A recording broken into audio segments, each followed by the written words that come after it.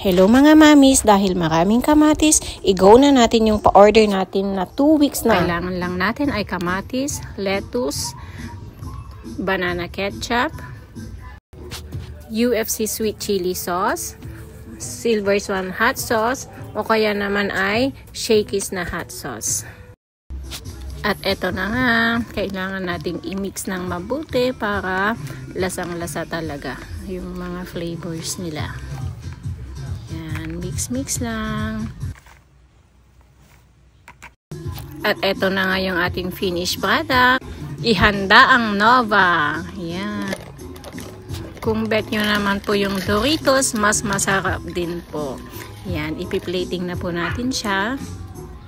Ganyan lang, lagay sa plate. And then, eto na nga, kunin na po natin yung naiwan na salsa kasi sabi ko nga sa inyo, order po yan. Ito lang po yung natira. Yan, lagay lang po natin sa taas ng Nova. Kung bet nyo naman po, pwede din po yung nachos. Pwede din po nating lagyan ng cheese sa taas o kaya naman ay yung pork giniling. O, yan na si Donya. Kakain na ang Donya. Simple.